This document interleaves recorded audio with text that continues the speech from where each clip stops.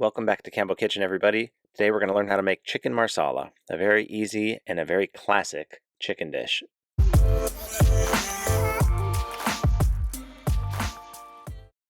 Alright, so let's get right into it. So most chicken marsala recipes use boneless, skinless chicken breasts. And I'm going to be honest, I do not like boneless, skinless chicken breasts. They're so flavorless. They are just not great. So I bought a whole chicken.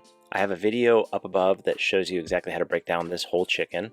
So I just took half of the chicken off the frame, and I'm going to take the bone out of the leg. I'm going to remove the wing joint. And so I have a nice, beautiful half chicken that's boneless, ready to roast. Of course, every chicken marsala recipe has mushrooms. I'm using white button mushrooms, and for these mushrooms, I just cut off the bottom of the stem if it's dirty, and I cut them pretty thick. I cut them about 1/2 inch. If you slice them really thin, they kind of dissolve. I also like the texture of thicker white button mushrooms in particular. Now we're going to cut up some shallots and garlic. This is a shallot. I'm just going to cut this up as I usually do, straight across, once through the middle, and then as fine as possible. It doesn't have to be perfect, but you do want small dices, right? Because it is going to be noticeable if they're too big. You want to just mince it really small. For the garlic, I use fresh garlic. I just smash it a little bit with the side of my knife. It helps it to peel easier. And then I just cut it once across as thin as possible. And then I just go back and forth until it's nice and fine. I'm going to use a little fresh herbs. I'm using thyme. You could probably use rosemary or oregano, something like that. I like fresh herbs in almost all my food, so I chopped up a little fresh thyme. Now we're going to season our chicken with salt and pepper on both sides. Make sure you're generous. Don't go light. Salt is flavor. So I'm roasting this chicken in a really hot pan, a little bit of neutral sunflower oil or canola oil. Make sure you get a nice sear on that skin, and then you just pop it in the oven, and I cook it all the way on that skin side until it's about 95% cooked. Just like you see there, that's been about 15 minutes at 450. I flip it over and I let it hang out in that pan for about another 10 minutes. That carryover heat is going to cook the chicken all the way through. Remove it from the pan. And now you have that beautiful fond right there is what it's called. Those little brown bits that are super flavorful. So I add a little bit of butter to that, and now we're going to saute our mushrooms in that pan. We want all that flavor. That's really what makes the sauce super tasty. Here's a little trick. If the mushrooms are very dry, add a little bit of water. That's going to deglaze those brown bits, and that's going to get everything starting to cook. Once your mushrooms are nice and brown like that, add your aromatics, add your shallot, your garlic, your thyme.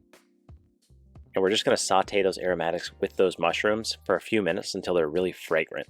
You don't need to get a lot of color on them. You don't need to cook them for a long time. Just cook until they smell really good.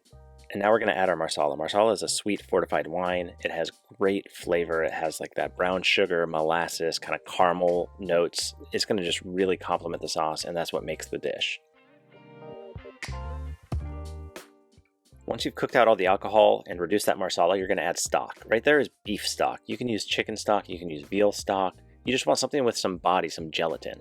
You're going to reduce that stock down until it's nice and thick. As you can see there, it's just boiling, reducing, looking really nice. And you're going to add about a 1/4 cup of cream to that sauce. And that's what it's going to look like.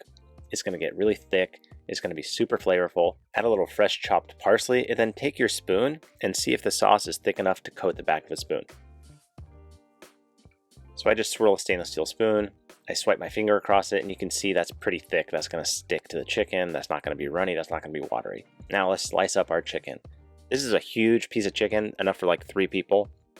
So I cut off the thigh, I cut off the wing bone, and I'm just going to give nice, beautiful slices of breast with that crispy skin.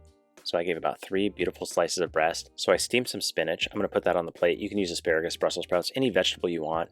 It just makes the dish a little more complete. I put the chicken right on top of the spinach, and then I'm going to top it with our beautiful thick sauce. It might take a couple attempts to get the sauce down, but you want to make sure that that sauce is nice and thick. You don't want watery sauce. So as you can see, it clings to the meat. It stays in the middle of the plate. That's exactly what you want. It was delicious. Thank you guys so much for watching. Make sure you hit that like button, that subscribe button, and stay tuned for more videos coming soon. Have a great day.